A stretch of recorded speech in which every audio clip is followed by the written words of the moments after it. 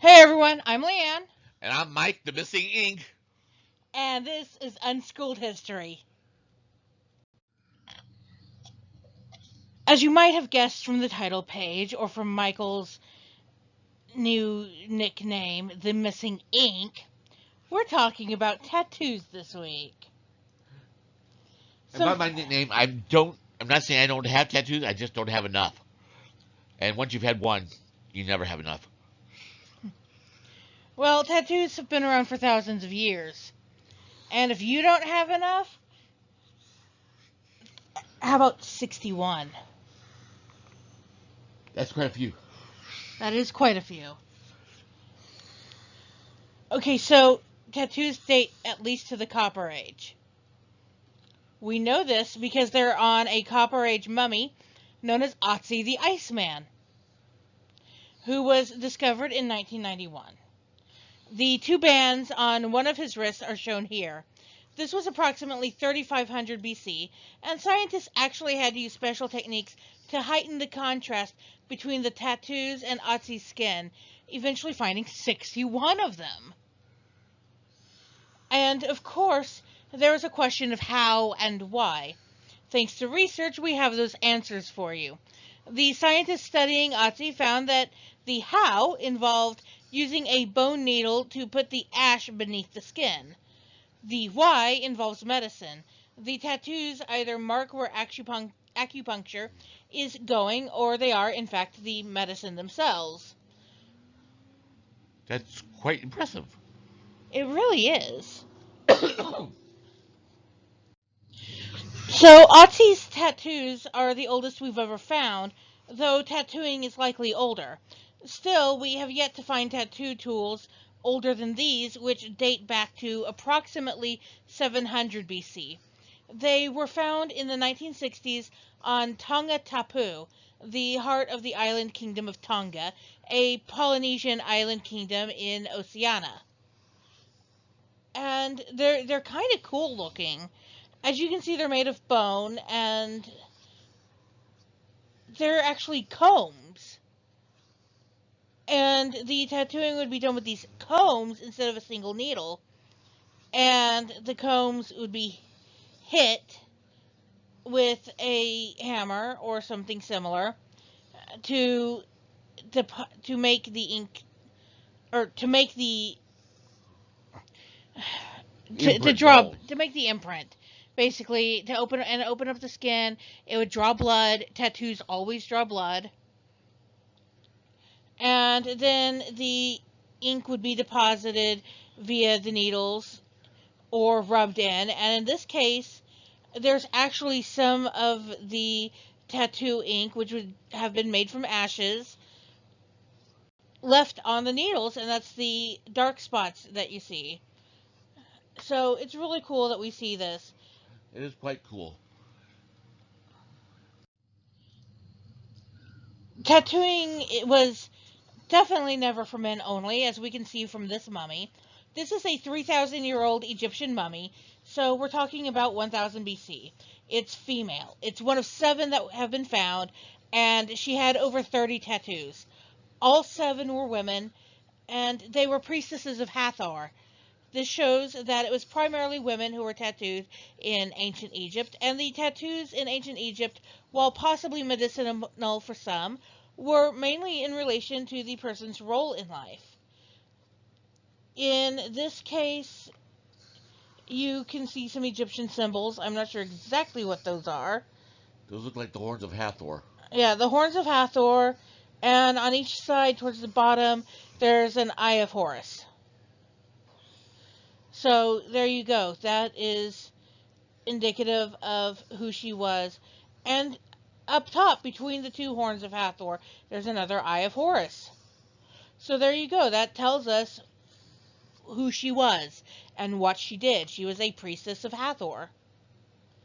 So where did the word tattoo even come from anyway? Well, it comes from the Samoan word tatau, which is basically an onomatopoeia, a word that imitates the sound, for the sound made when tapping the tattoo comb into the skin.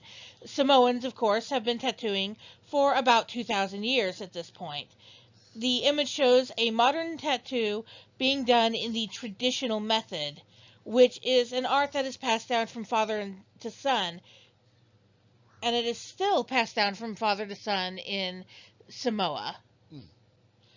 Traditionally, the tools would be made from turtle shell or boar's teeth, and these tattoos would often take weeks to complete. There would be massive tattoo ceremonies with the ascension of a chief especially.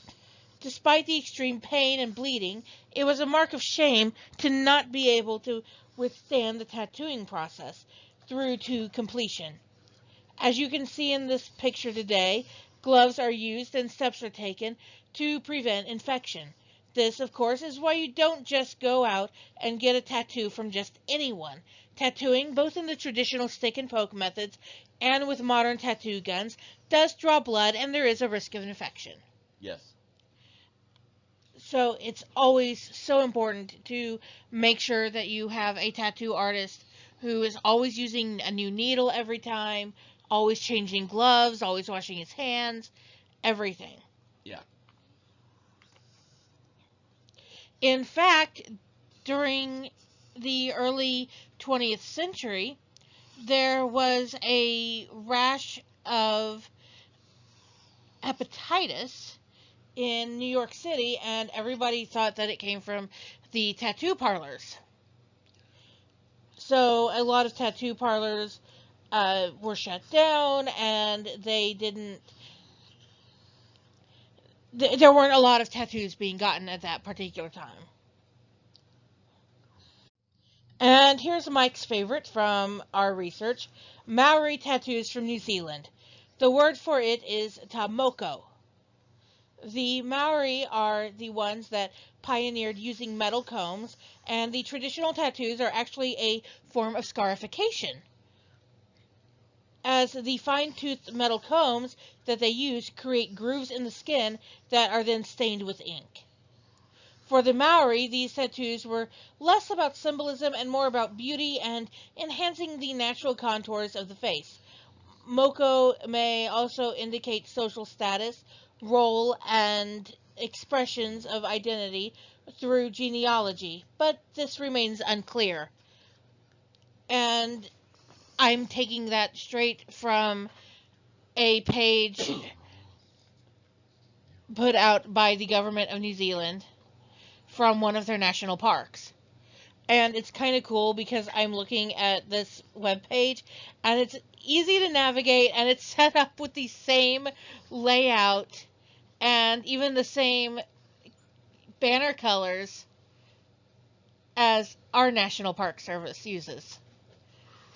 So that's kind of cool, and it made it easier for me to find the information.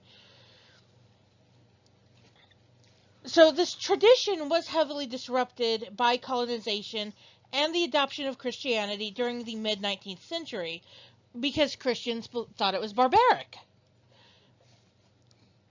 And it died out among men faster than it died out among women.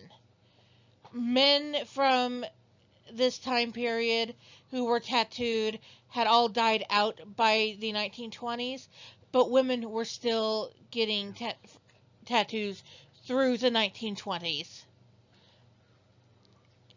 And then it gained a rebirth in the 1970s and 80s and really took off during the 90s.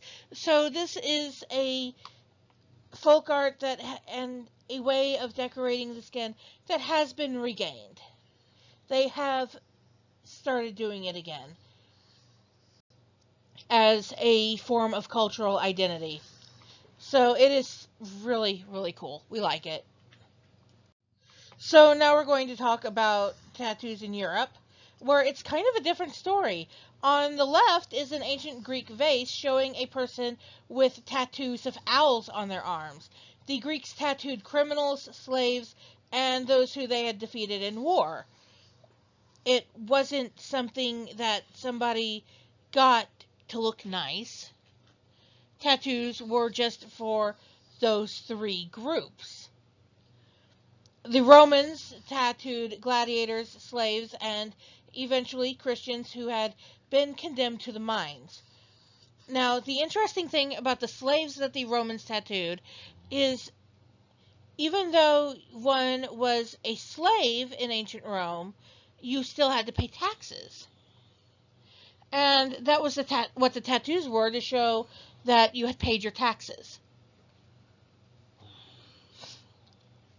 In Russia, well, the image on the right shows a piece of mummified skin with what was a fairly common tattoo in the 3rd and 4th centuries BC in Russia.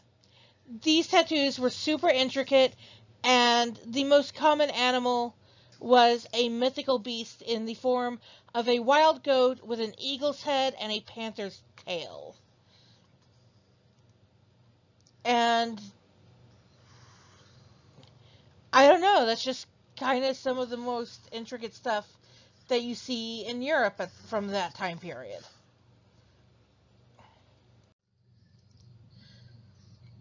At this point, I'm sure some of you are thinking, hey, what about the pigs? Weren't they covered from head to toe in blue tattoos? Or blue paint. I know that blue paint stuff is called woad. Well, maybe tattoos. We're not 100% certain. Yeah. All we know from what the Romans wrote about them, before promptly building a wall to keep the Picts out of Roman territory in what is now the UK, is that they were covered in blue pictures. That is, in fact, why they're called the Picts, because they were covered in pictures. And that Roman word for picture or image is where we get the word picture from today. But it could have just been temporary images made of woad, as Mike said, which is a plant related to mustard that creates a distinctive blue dye when the seeds are ground. In this case, it would have been painted onto the skin, not injected under it as a tattoo. The reason for this is that if they had used it to make permanent tattoos with it going under the skin, it would have made them very sick. Yes. If these were permanent tattoos, and if woad was involved, then it likely would have been mixed with iron to help negate the poison. So, we don't know with 100% certainty, okay, is this woad mixed with iron and it's a permanent tattoo, or is it just woad painted onto the body, fades in a couple of weeks? Nobody's quite sure about that. We do know that the Picts were a matriarchal society, and many of these tattoos may have considered very decorative, and who else but a woman would want something for pure decoration? That being said, as you can see here, this chick has spears. She is a warrior just as much as the men around her. She's got a sword at her side, and she is completely naked. You will have to understand, though, woad, when it was painted on the skin, was mixed with urine. Which is disgusting sounding, I know, but there is nothing better when it comes to natural things to use as a mordant. Yeah. Which is why urine was also used in dyes. So there you go. That's the deal with the Picts.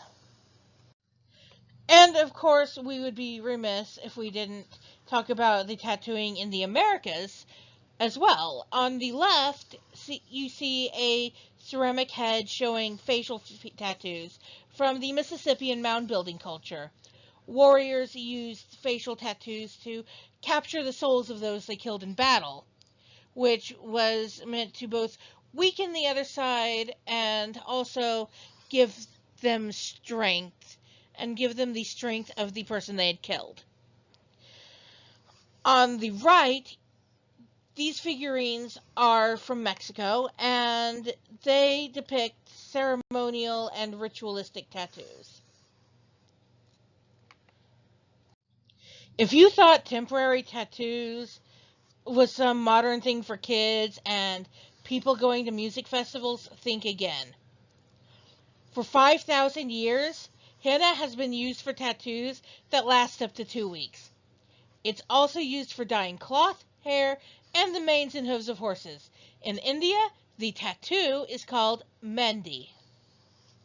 Pakistani Muslims use this for men for a coming-of-age thing, but it's most famously used in India to decorate the hands and feet of brides, where the darker color represents the love between the bride and the groom. In order to make the henna last longer, the bride is not required to work for the first few weeks of marriage so that the henna will last longer and stick around and help the love grow. And of course, it's not just Hindus from India who make use of mehndi tattoos for their brides. Michael and I have a friend who is Sikh, and her family is from India, and she recently got married. And oh my gosh, her jewels and her henna, absolutely beautiful. She was a gorgeous bride. And they actually had to delay their wedding a little bit because of COVID, but they managed to get married anyway. Mm-hmm. And they even made their own music video for the wedding. And that was cool. That was really, really cool. I know we use the word cool a lot, but we just get so enthusiastic about things. Yes. Especially learning new things, experiencing other cultures, stuff like that.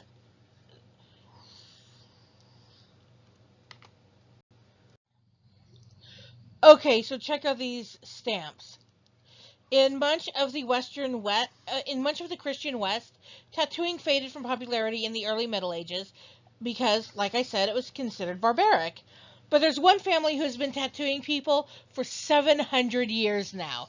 The Razzouk family started out in Egypt, tattooing small crosses on the wrists of Coptic Christians because even to this day, Coptic Christians in Egypt get small crosses on their wrists as early as a few months old in order to identify themselves so that they can enter the church as a means of protection against persecution. This keeps non-Christians out so that you don't have people coming in just to kill people. And if the only way you're going to get into that church is if you've got a cross on the inside of your wrist, well, who's going to get that tattoo so that they can enter to shoot up a bunch of people and then later be identified as a Christian amongst those who hate Christians? Exactly. So honestly, it's kind of clever. So yes, the Razzouk family started out doing that, and they went to Jerusalem for a pilgrimage, and they stayed there. They were even tattooing crusaders, and a tattoo from the Holy Land, especially from this family, became a sign that you'd completed the pilgrimage to the Holy Land. And another sign that you'd completed the pilgrimage was a palm leaf, to bring back a palm leaf. And that's actually where the surname Palmer comes from. It was somebody who had brought back a palm leaf from the Holy Land. But a palmer was also somebody who sold palm leaves to people who wanted to say that they'd made the pilgrimage but didn't. After all, the pilgrimage to Jerusalem was extremely long, extremely dangerous.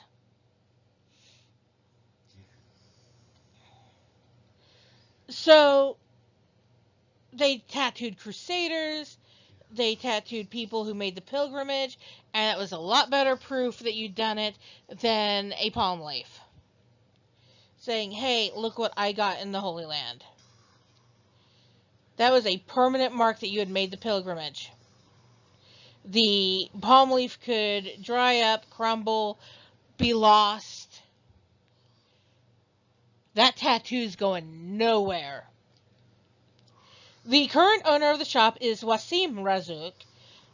He marks the 27th generation of ownership by the same family, and he has graciously granted permission for us to use the pictures you see here. Left to right, top to bottom, you have a 500-year-old stamp showing the Ascension, a 400-year-old Ascension stamp, a 300-year-old cross, sun and moon, another 500-year-old Ascension piece, a 300-year-old Orthodox cross, and a 300-year-old ornamental stamp. These were used to stamp the designs onto the skin so the tattoos could be faithfully recreated. Razzouk Tattoo even has stamps as old as 600 years old. And I've looked at some of their current designs, which in tattoo terminology, a artist's book of designs is called a flash book. And I love the stuff that you see on their website. And if you want something like this, but you can't get to Israel for a tattoo with a traditional design, they actually sell pendants and keychains with the designs on them. And the pendants are a little run around 300 shekels, around 25 shekels for a keychain. I'm not sure about other currencies, but to get an approximate value in US dollars, last I checked, which was just before recording this, the exchange rate was 3 shekels to the dollar. So about $100 for a pendant and about a little over $7 for a keychain, which is extremely reasonable because, let's face it, they're cool looking. Okay, so the tools you see on the left are the traditional ones that have been used for thousands of years. There are artists who still use these methods, and people even in the West who still undergo the pain and time to get a tattoo like this. But most modern tattoos are made with something more like what you see on the right. This is the first tattoo gun, and guess who we have to thank for it? Oh, could that be Alva Edison? Thomas Alva Edison, yes. As you may remember from our episode on Edison and Tesla, Edison invented an electric pen that was, honestly, an epic flop. But enter Samuel O'Reilly. He was a tattoo artist who recognized the potential. He modified it with tubes and a place for ink, and created the very first tattoo gun.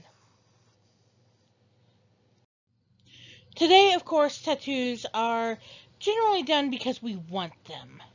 Whether for spiritual or aesthetic reasons, tattoos are, for the most part, a choice. See this 100% perfect eyeliner? It will. Now, of course, not all tattoos are wanted.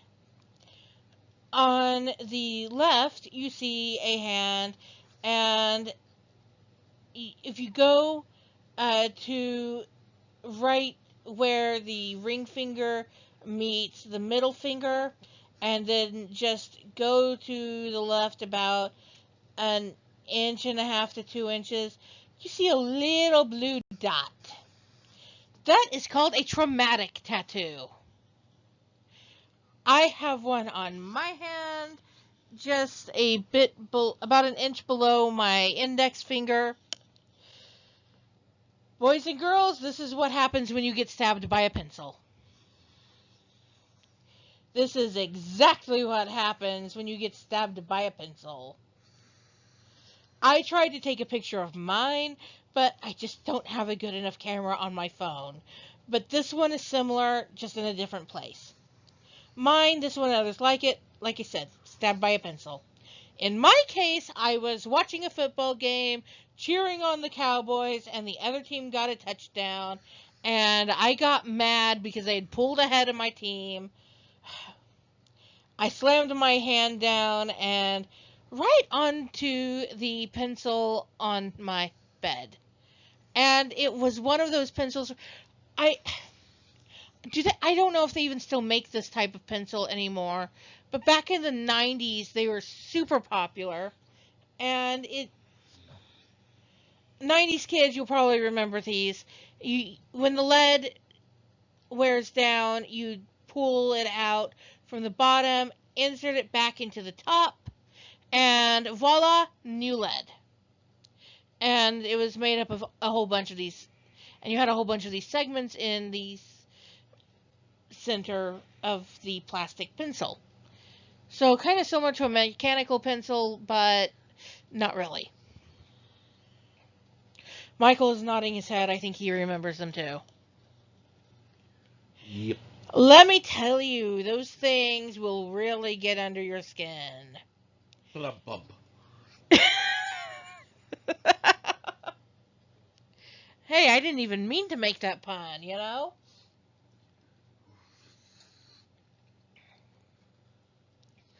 The one on the right is from radiation therapy. Many people have one of these as well if they've undergone radiation therapy for something like cancer. Mm-hmm. My mother-in-law has one. She's a survivor of breast cancer. Something that Michael and I are both super proud of her for. Yes.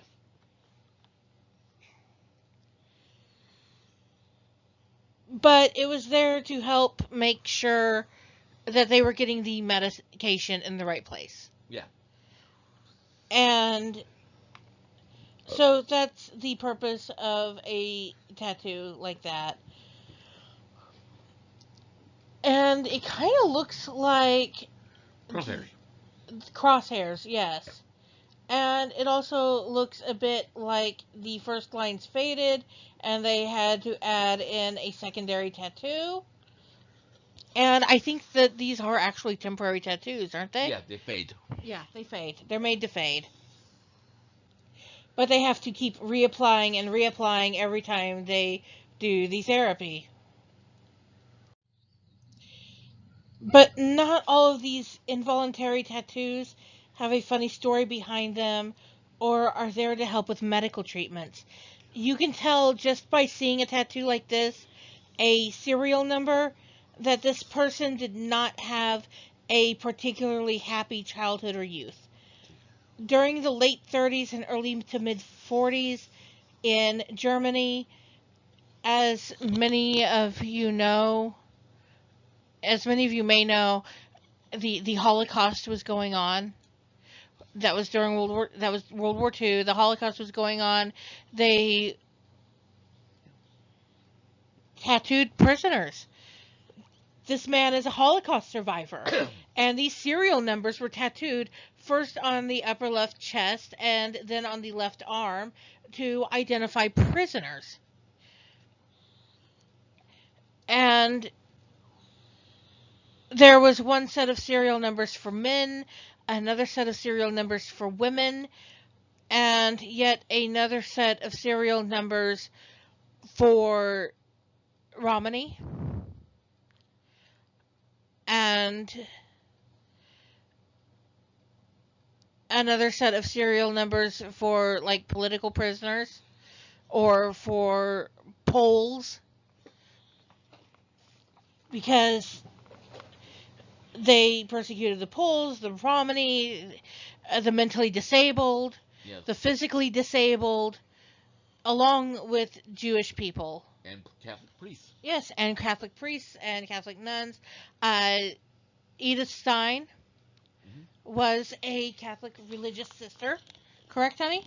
Yes. She converted to Catholicism, but because her birth certificate read Jewish, she was regarded as a Jew. And also, I think she actually, even though she had the baptismal certificate to prove she was no longer Jewish, if I remember correctly from her story, she actually volunteered to go on the trains with her family. Her sister, Yeah, with her sister. who was And also a nun. who was also a nun. And they spent their last days ministering to those around them. But yeah, they would have had, she would have been given a tattoo like this. Um, Robert Clary. Um, Most of you youngsters don't know who Robert Clary is, and I know it's ironic that I say youngster because I'm 38, and therefore too young to remember the show Hogan's Heroes during its first run. I watch it. I watch the reruns on MeTV. But the actor Robert Clary, who played Corporal LeBeau on Hogan's Heroes, he was actually the survivor of a concentration camp, and he always wore long sleeves in all of his roles to hide this tattoo. And he was not the only Jewish person on the show. Um, the The four major Nazis on the show were actually of Jewish personage. Yes, General Burkhalter, Leon Askin, was Jewish and served in the United States Army Air Corps. Um, John Banner, who played Schultz, Jewish. U.S. Army Air Corps. Um, Werner Werner, Klemper, Klink, Jewish. and forgive me, I can't remember the actor's name, but he played Major Hochstetter, Yes, the SS major. also Jewish. And Werner Klemper actually only agreed to take on the role of Klink on the condition that his character would always lose, that the Germans would always lose to Hogan. And when asked about his role in it, John Banner said, well, who better to play a Nazi than us Jews? Not saying that they were the same, but saying that we know what this was like. We lived through this. We know how to do the act. We watched this way too many times in our childhood. Mm-hmm. And it's a bit of dramatic irony.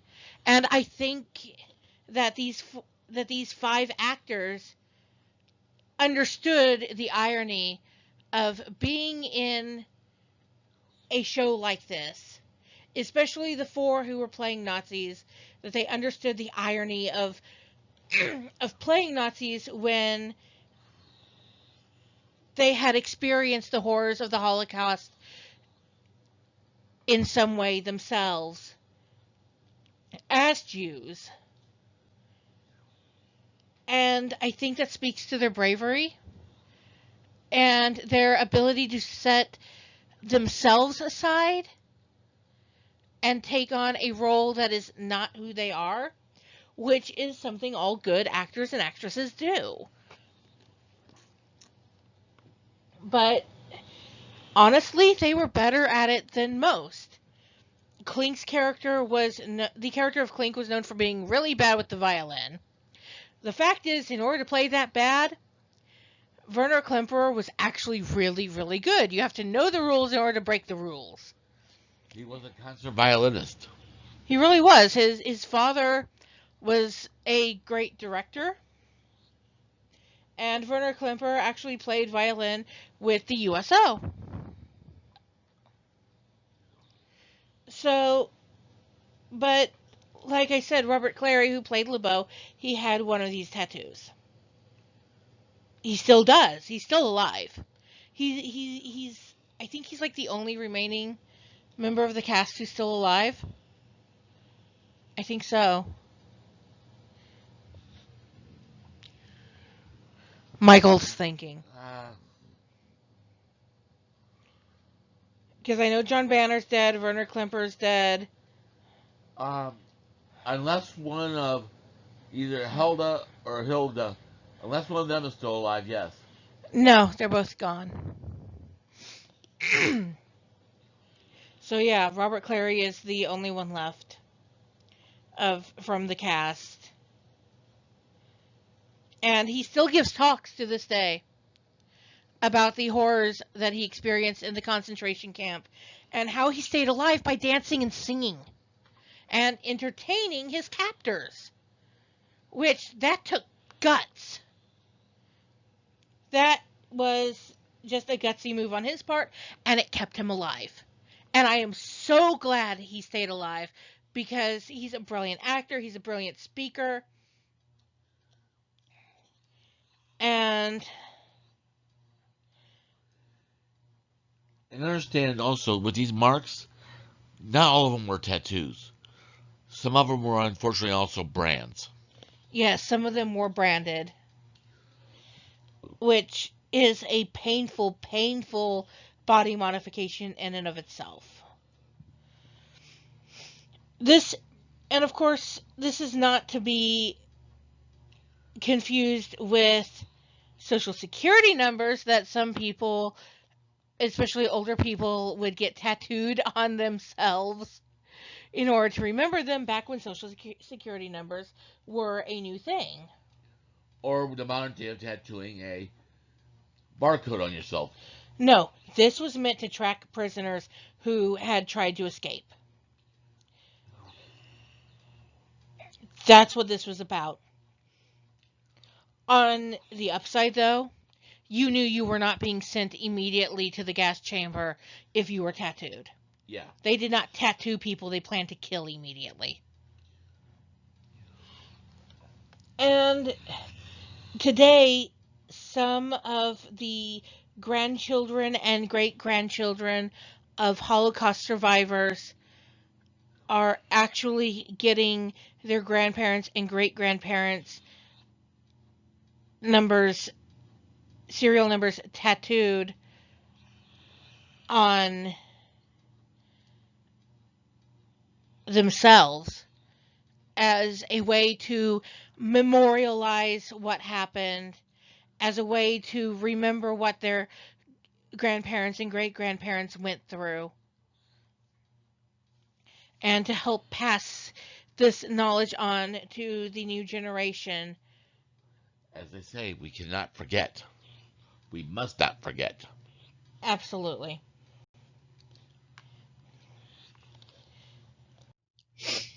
Fortunately,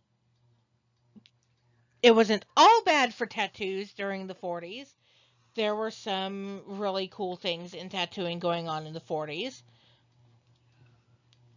Meet Norman Keith Collins, surrounded by some of his original designs. You may know him better as Sailor Jerry, after whom the spiced rum is named. My favorite rum, Yeah. actually. I prefer Sailor Jerry to all other rums.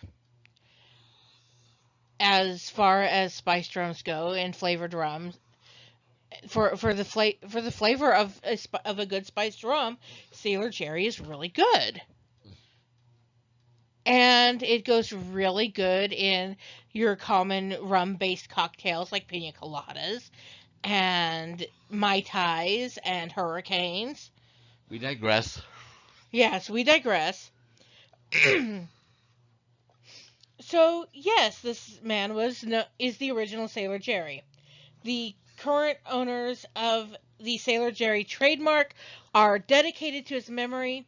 And here's something else cool about the brand, which also sells things like shirts and caps and stuff like that, as well as the rum. And they even have the hula girl for your dashboard. Hula Goo? Shut up. They're also dedicated to no sweatshops. So if you buy any of their merchandise, it's guaranteed it wasn't made in a sweatshop. Collins himself was a credit to the tattoo industry. He created new pigments and made improvements to tattoo needles so that they could deposit the ink beneath the skin more neatly and cause less pain, less trauma, and therefore less bleeding.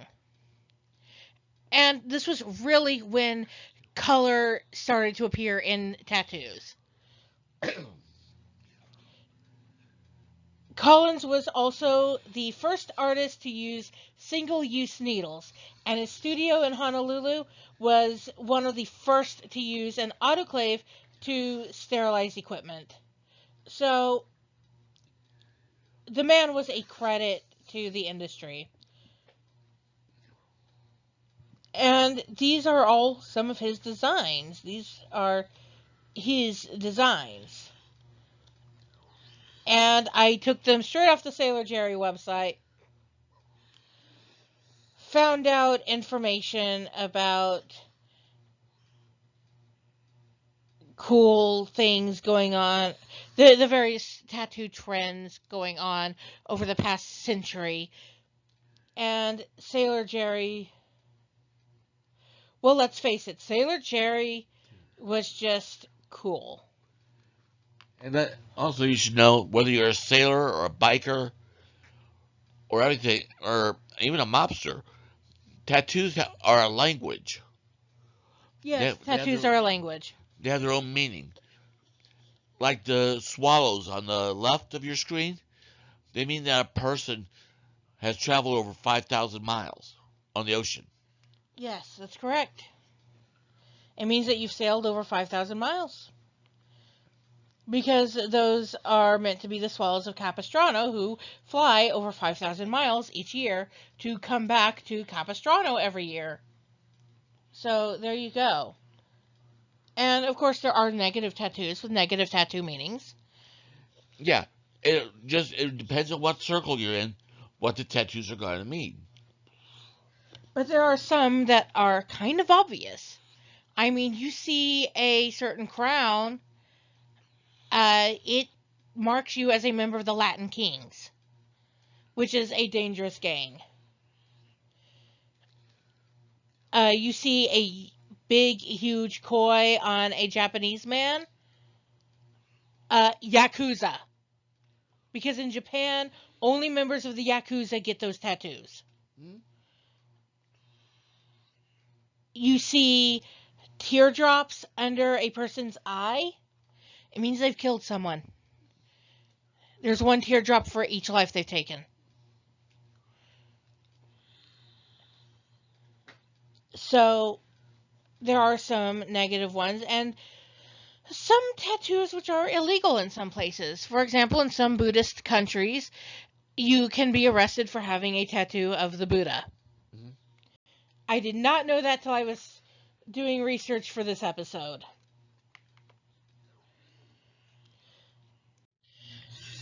Now, in the 80s, of course, tattoos were big and bold.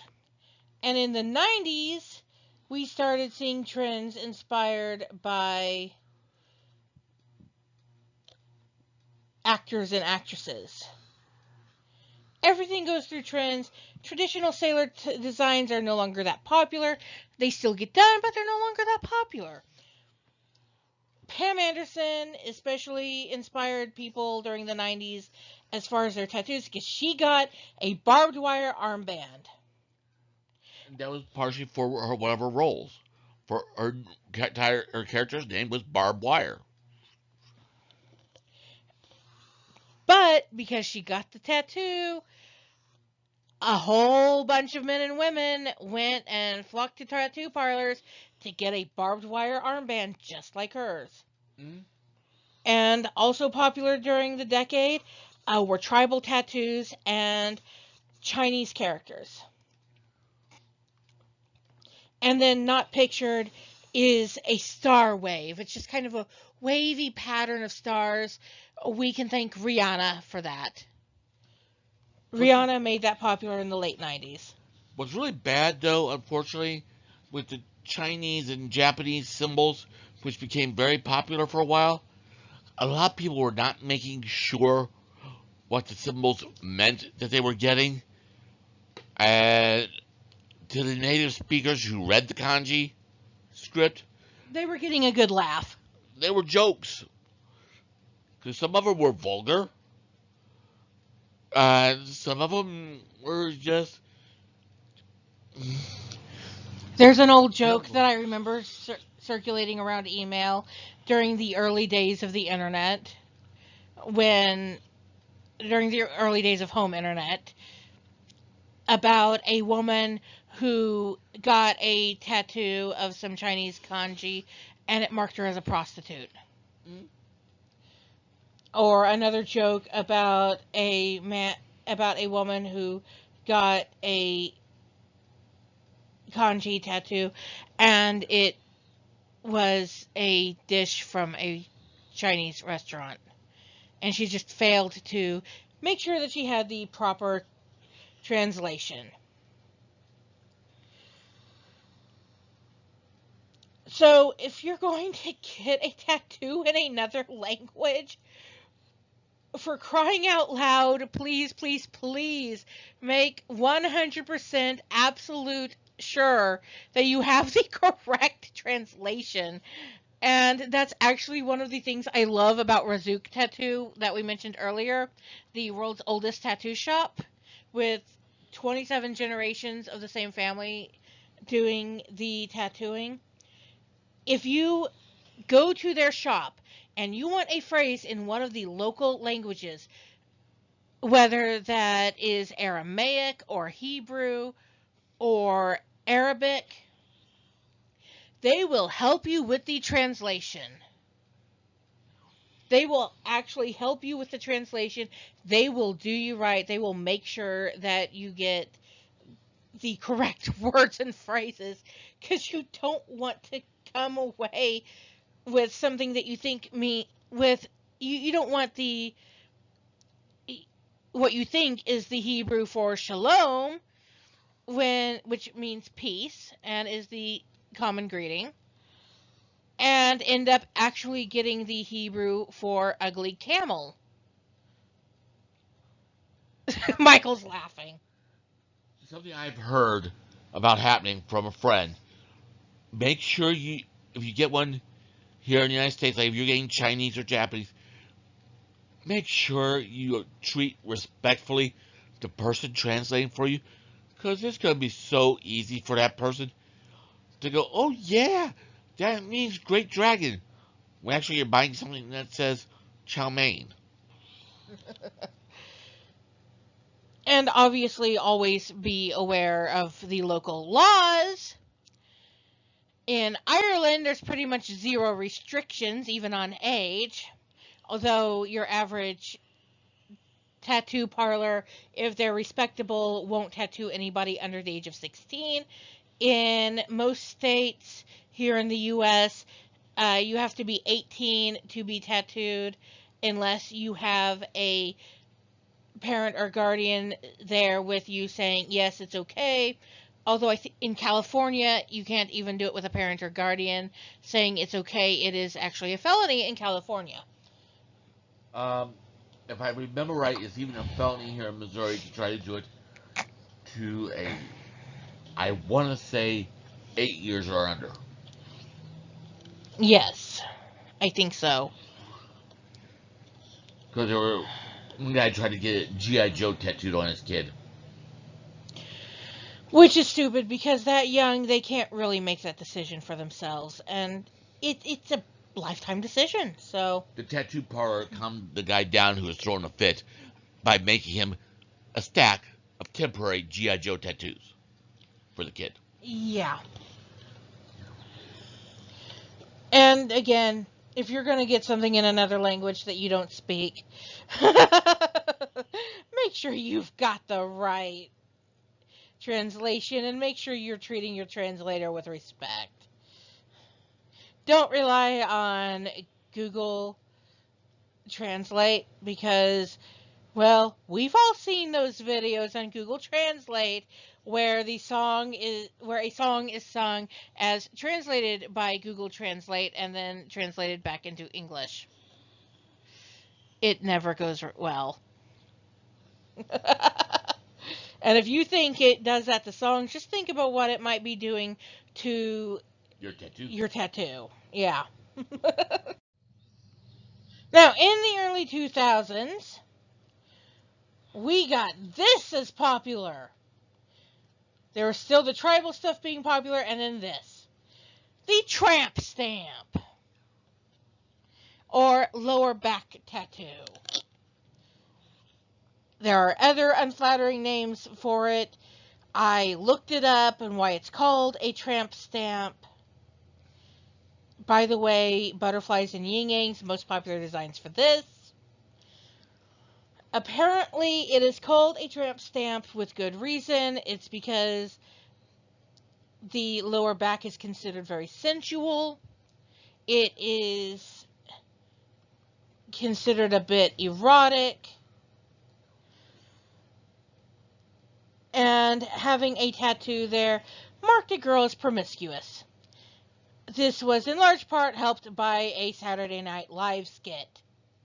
Believe it or not.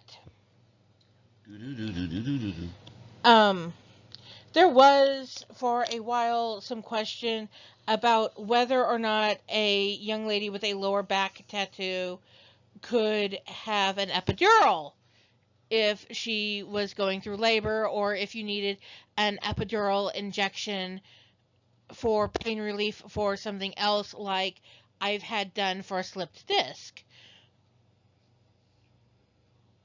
Well, at first they were just weirded out. They were afraid that the ink would make its way into the spinal cord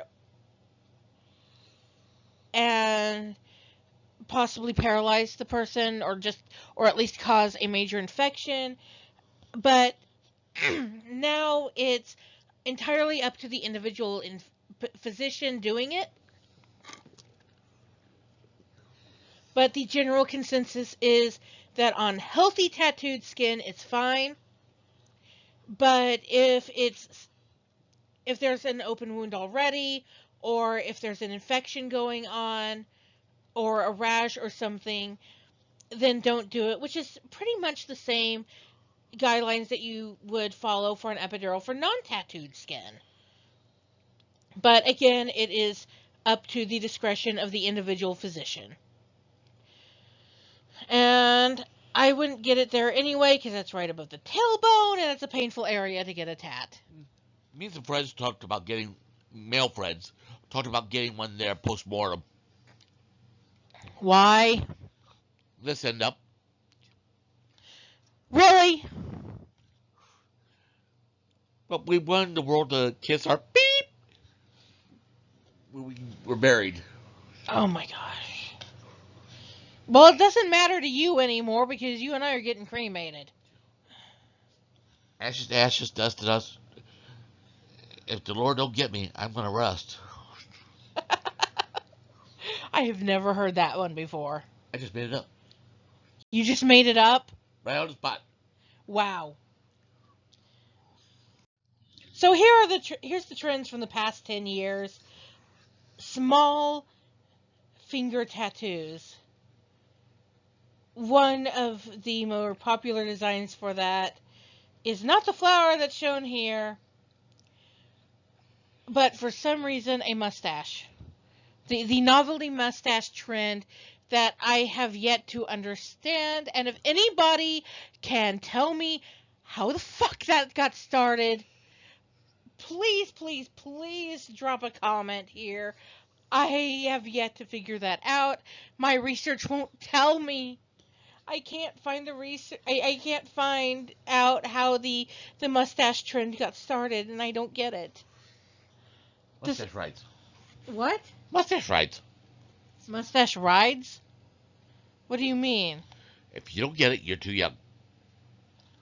Obviously, but obviously you need to tell me. Not on the air. Fine. Apparently it's something dirty. Woohoo. That's putting it mildly. I'm sure he'll explain it to me when we're done. When you're older, I'm 38. you're too young. I am not too young. I'm old enough to be married to you. You're too young for half the shit that's in my mind. According to you. Please remember some of the fiction I have written. I am.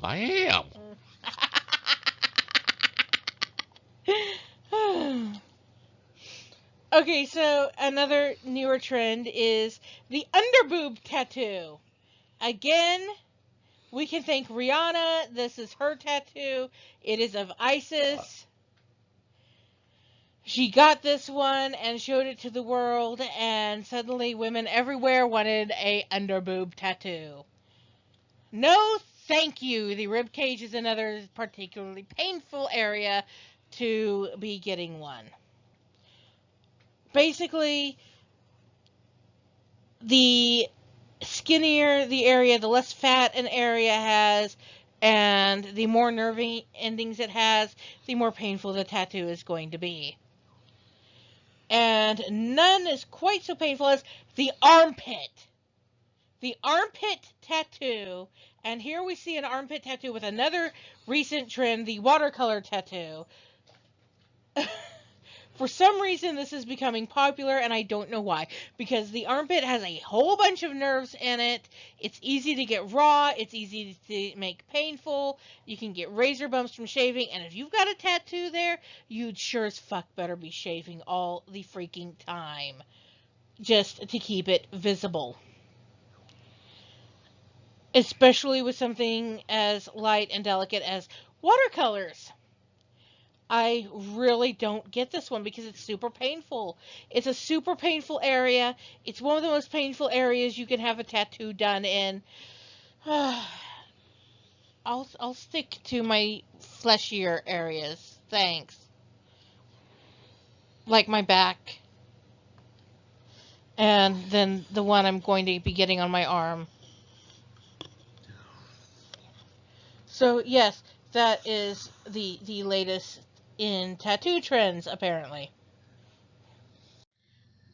Now, like we said earlier, tattoos are permanent, but sometimes a mistake happens. Sometimes you regret getting that tattoo for various reasons. Like maybe you got your ex's name tattooed on you. Or maybe you got a gang symbol tattooed on you, or a symbol of a hate group tattooed on you. Or you accidentally tattooed on you the symbol of, like we said, a kanji that meant something that you didn't want there. Whatever the reason, you don't want that tattoo anymore. Now, a small one can be covered up, corrected or covered up. Mike used to have one on his back that honestly no longer fit him. He regretted it. It has been covered up with a gorgeous tattoo of the Eucharist. I have heard of people getting hate symbols or gang symbols covered up. In fact, I've heard of one tattoo artist who was doing tattoos, cover-up tattoos of hate symbols for free. And I've heard of another artist who was doing chest tattoos for women who have lost their breasts to breast cancer for free, which I thought was really awesome. Yeah. What cooler way to pay tribute to somebody who has fought that battle than to provide them a service like that for free if that's what they are wanting. And I just think that artist did not have to provide the service for free. No. becoming a licensed tattoo artist means undergoing a lot of training. You put out a lot of money for the equipment. You're putting out your own time and talent, which, when all that combined, that's why tattoos tend to be fairly expensive. Mm-hmm. But this one tattoo artist was offering up these tattoos for free.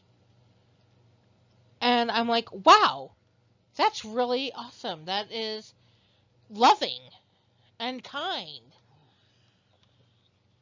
And it helped boost the self-esteem of these women who had undergone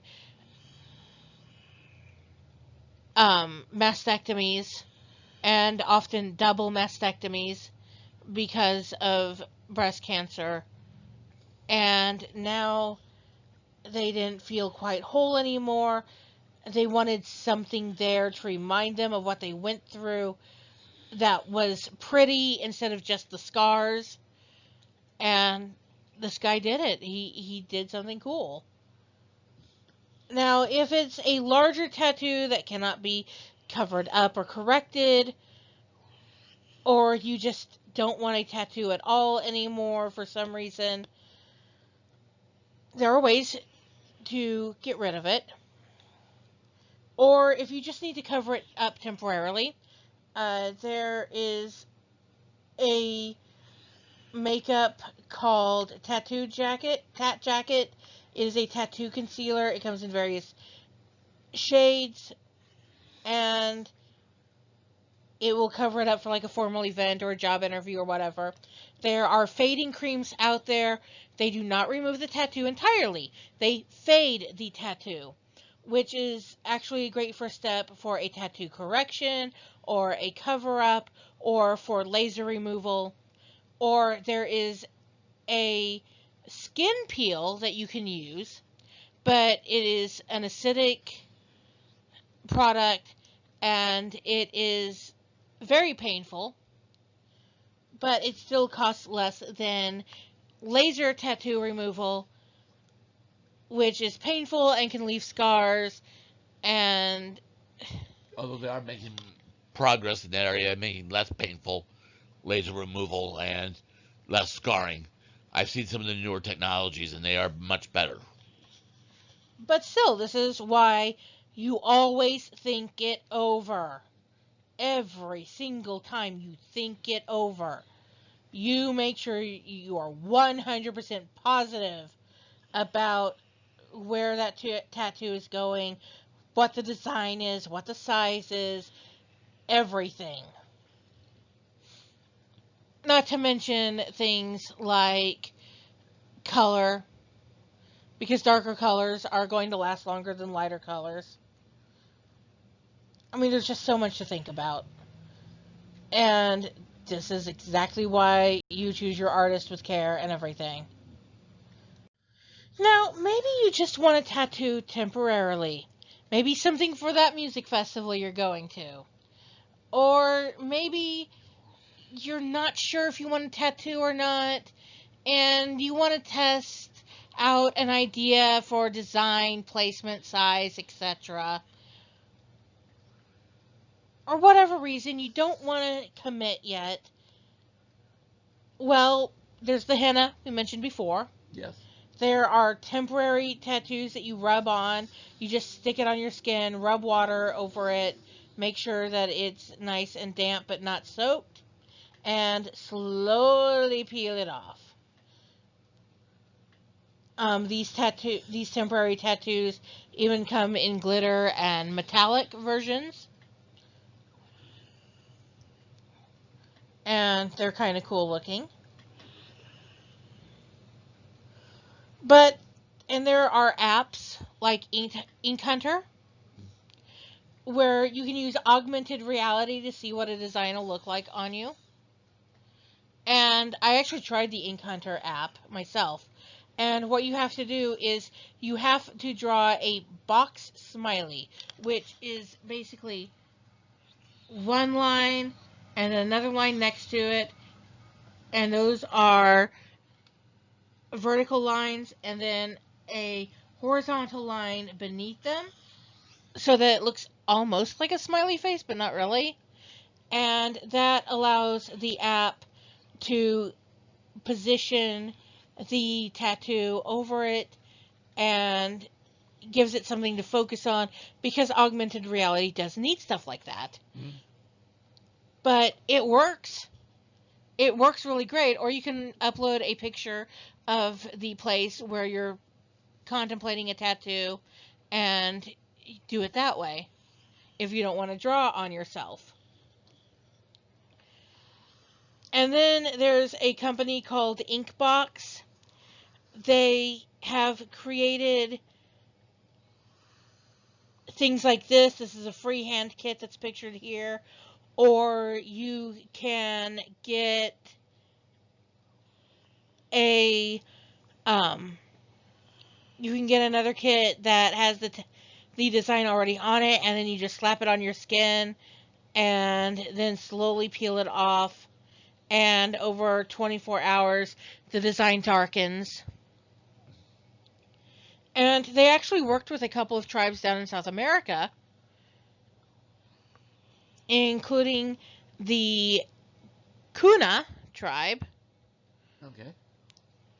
And these tribes actually make temporary tattoos for themselves using a fruit.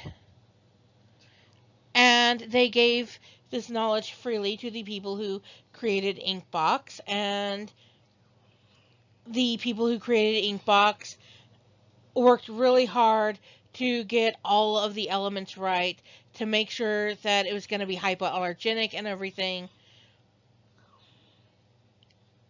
And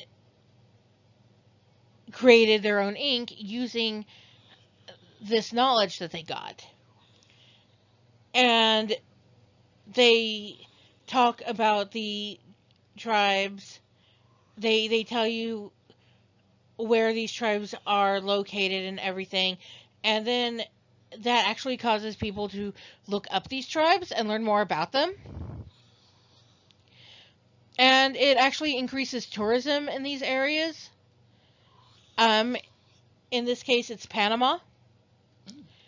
And the increase of tourism in these areas where these tribes are located boosts the tribal economy. Okay. And so they're actually benefiting. So there's a two-way street where both sides are benefiting, and so I do really like responsible companies like that. Now, you're not going to be able to get a larger tattoo version on the slap-on peel-off version of their kit. You're going to have to do freehand if you want a really large one. Or something like an armband or something like that, especially if you've got a larger arm, like Michael and I do. But either way, it's a viable way to do it. And like we said, there's also Mehendi, Mm-hmm. which looks awesome.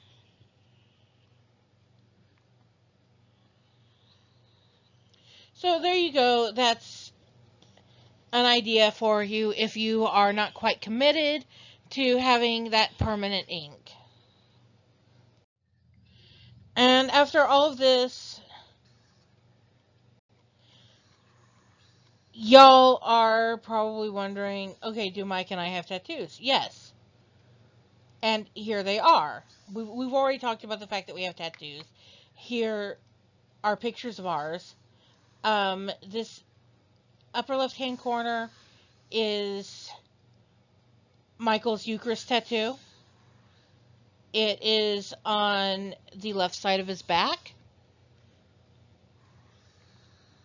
Upper right is his Wolf Moon and Cherokee Star. The Cherokee 8-pointed star kind of looks like a blob now because the ink smeared. Unfortunately, something that small it's going to end up looking like a blob. I've mistaken it for a zit more than once and tried to pop it. Yes, she has tried to pop my tattoo. It hurts. She keeps going at it. I haven't done it in years. But in the first few years of our courtship and marriage, I did try quite a few times. And if you're wondering what happens if you get a zit in your tattoo, yes, it will heal. And no, it will not damage the tattoo in any way. Although, like I said, the darker colors last longer.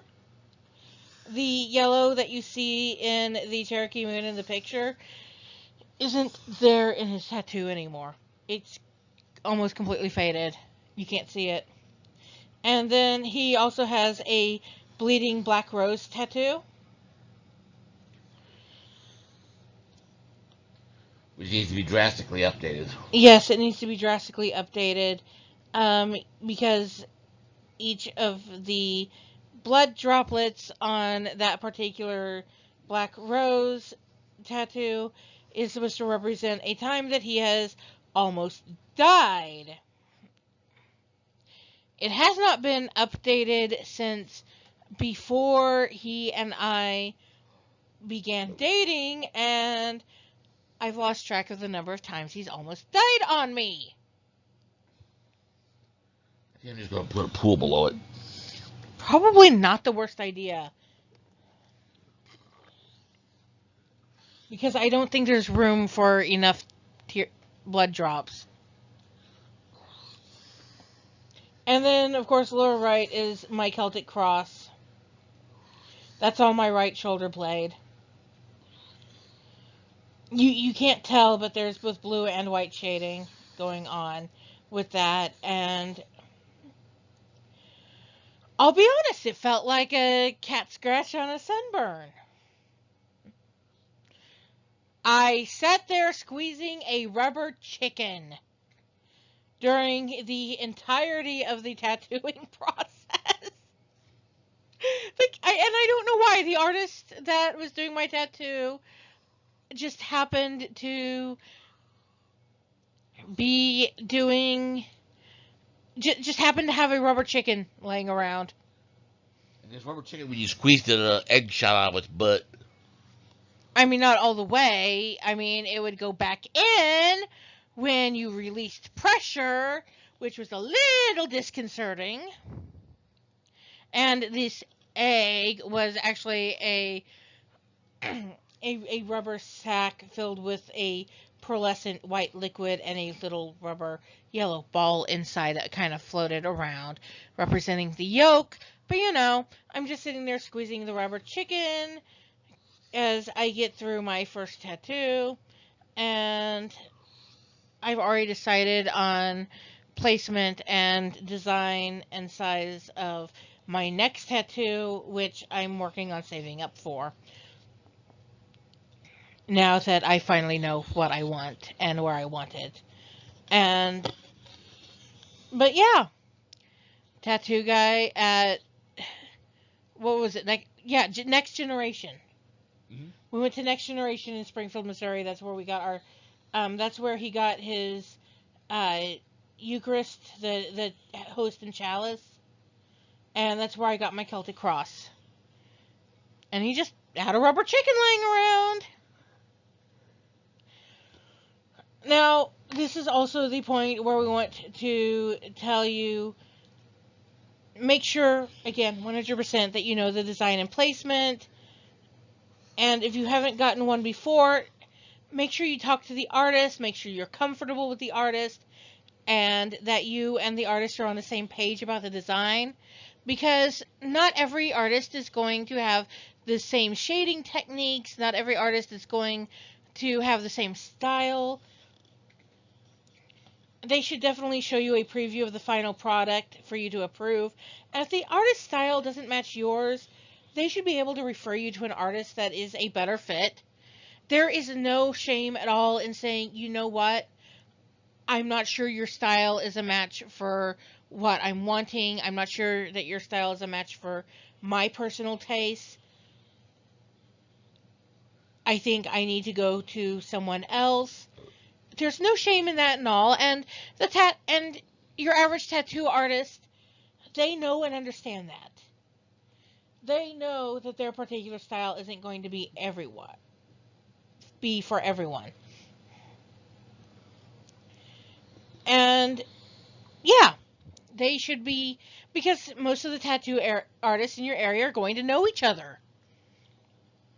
They're going to know, okay, here's who does what, and maybe this is the particular artist that will be able to do your style better. And it may be another artist in the same studio. I just happened to get an artist who understood what I wanted. It happened to match with his style. It worked out great. It was absolutely awesome.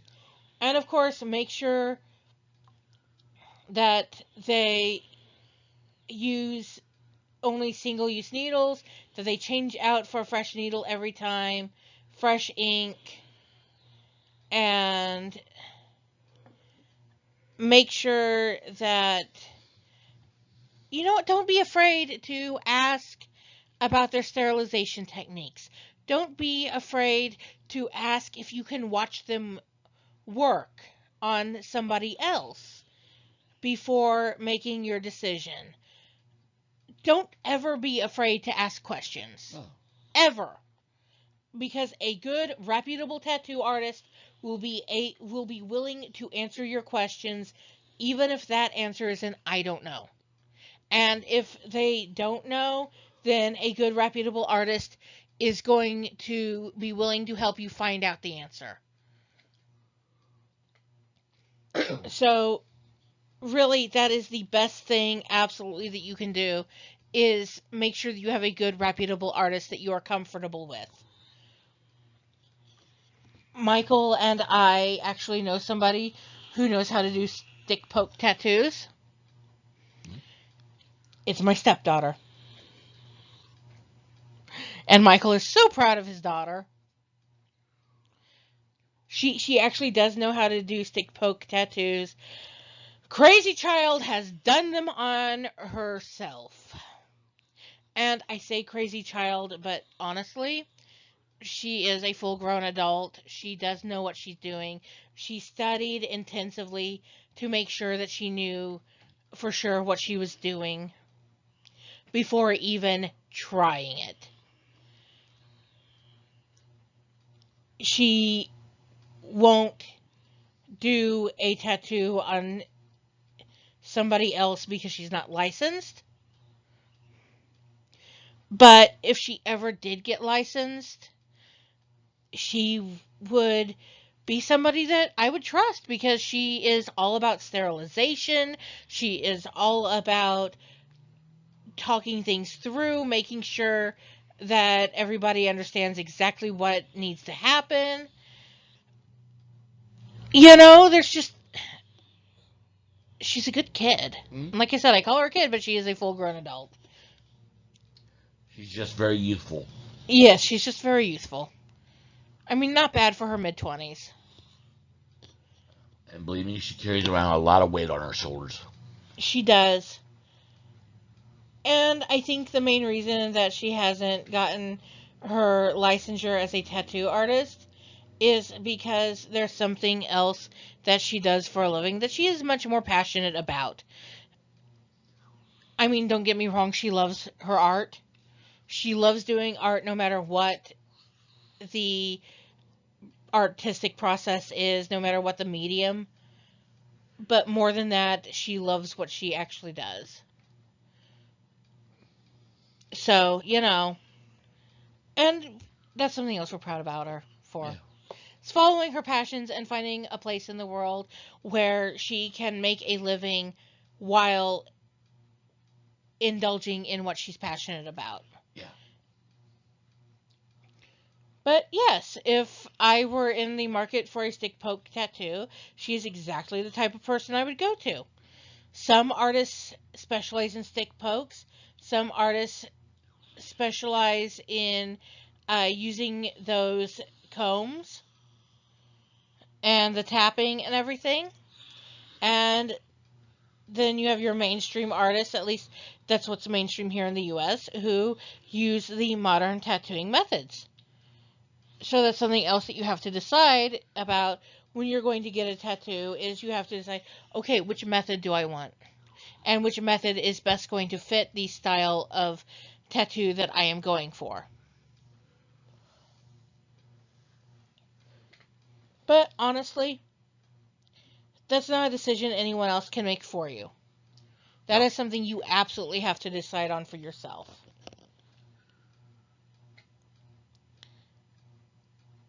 So that's it. That's the history of tattoos. As always, if you haven't yet, please hit that subscribe button. Please follow us on Facebook for a daily history fact and for a creepy Friday fact.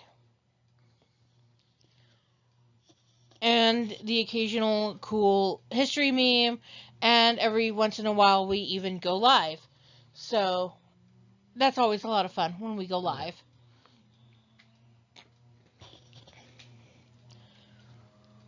And the Facebook page, as always, is going to be linked in the description. And there will be a link to the Razook Tattoo website in the description, as well as the Sailor Jerry website. And it's not just because I love the rum, it's because the tattoo stuff is really cool. In the rum. And the rum.